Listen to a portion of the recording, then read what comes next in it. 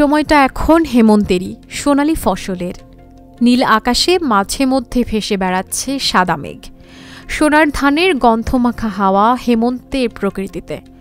প্যাঁচার ধূসর ডানার মতো একটু একটু করে কুয়াশার রঙে পালক খুলছে শীত।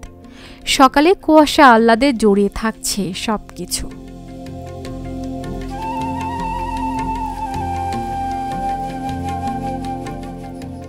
হেমন্তের এই সময় মাছের দিকে যতদূর তাকানো যায় চোখে পড়ে সোনালি ধানের শীষ।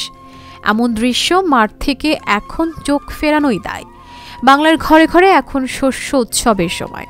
সব শ্রম ও আনন্দ ঢেলে মাঠে মাঠে যে সোনার ধান চাষ করেছেন চাষি, সেই শস্য এখন বিলাচ্ছে ঐশ্বর্য।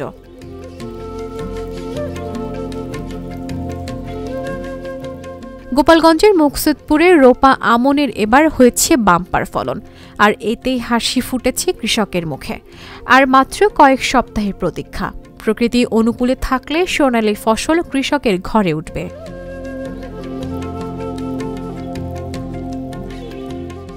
গত বছরের তুলনায় এবছর রোপা আমন রোপণের শুরু থেকে কৃষককে তেমন দুর্ভোগ পোহাতে হয়নি। আমন চাষের ভরা মৌসুম আষাঢ় মাসেও হয়েছে পর্যাপ্ত বৃষ্টি। সব মিলিয়ে পরিবেশ প্রতিকূলে থাকায় এবার ফলন হয়েছে ভালো। তুলনায় এবার ধান অনেক ভালো হয়েছে। এবার প্রায় 2 বিঘার মতো জমিতে ধান লাগাইছি। এবার অন্য বছরের তুলনায় খরচ কম, তো পোকার আক্রমণ বেশি ছিল, তবু আমার ধান আলহামদুলিল্লাহ অন্য বছরের তুলনায় ভালো হয়েছে। তাই গতবারের তুলনায় এবার ফলন অনেক ভালো। আমি 87 জাতের ধান চাষ করছিলাম, তাই আশানুরূপ আগের থেকে আমি অনেক ভালো।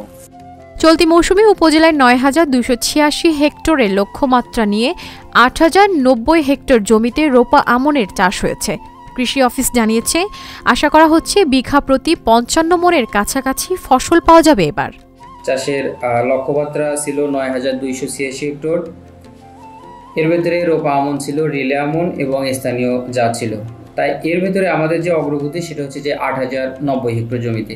এবছর আপনারা জানেন যে আমনের চাষের সময় যে কৃষি আবহাওয়া, এটা অনেক আবহাওয়াটা অনেক ভালো ছিল। আমন ধানের পোকামাকড় রোগবালাই তেমন আক্রমণ নেই। এবার ফলন অত্যন্ত ভালো হয়েছে। এক্ষেত্রে চাষি অনেক লাভবান হবে। বাংলায় অগ্রহায়ণের বিকেল এরকমই। মাঠ থেকে কেটে নেওয়া আটি আটি ধান কাঁধে নিয়ে দল বেঁধে বাড়ি ফেরেন কৃষক।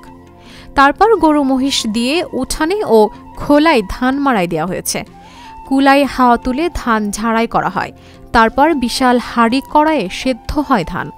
অগ্রহায়ণে বিকেল থেকে গভীর রাত পর্যন্ত কৃষকের বাড়িগুলো হাঁক ডাকে থাকে উৎসবমুখর। Channel S news desk.